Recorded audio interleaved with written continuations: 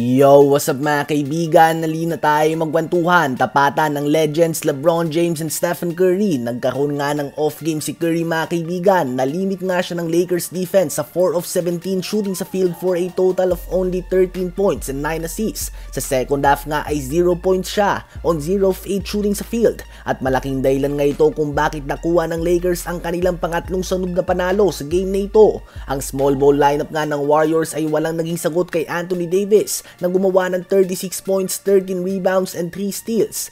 25 points, 5 rebounds, and 12 assists din si LeBron James. At 16 points, 5 rebounds, and 7 assists naman si Austin Reeves. Nanguna naman ng 25 points and 8 assists si Tyler Hero sa 106-97 win ng Miami Heat laban sa Brooklyn Nets. 17 points and 16 rebounds si Bam Adebayo. 17 points, 6 rebounds din si Nikola Jovic. 16 points and 8 rebounds si Terry Rozier at 15 points, 7 rebounds si Duncan Robinson. Habang bumawi naman ang Indiana Pacers sa San Antonio Spurs. Kung last game nga ay tinambakan sila nito sa score na 140-110, ngayon naman ay mas tinambakan nila ang Spurs sa score na 136-98.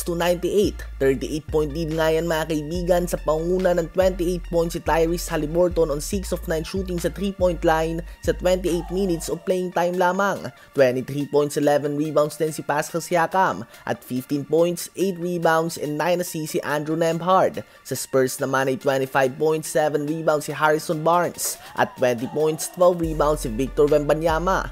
Binaba naman ng Minnesota Timberwolves si Nikola Jokic sa lupa at sa bibihirang pagkakataon ay nagkaroon nga ito ng performance na matatawag natin bilang pang normal na tao. Nagtala lamang siya ng 20 points, 3 rebounds, 11 assists and 7 turnovers on 9 of 13 shooting sa field. Nakuha nga ng Minnesota Timberwolves ang malaking panalo sa score na 133-104.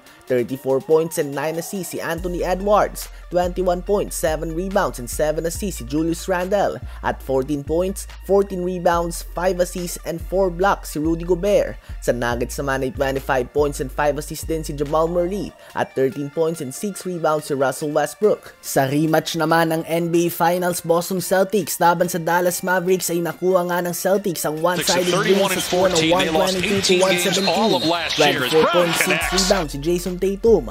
23 points, 5 rebounds, and 4 assists si Derrick White. 22 points, 8 rebounds, and 6 assists si Jaylen Brown, 18 points, 5 assists si Kristaps Porzingis at 17 points din si Jrue Holiday. Gumawa nga sa game na ito ng Celtics mga kaibigan ng 20 na 3 points kumpara sa 8 lamang ng Dallas Mavericks.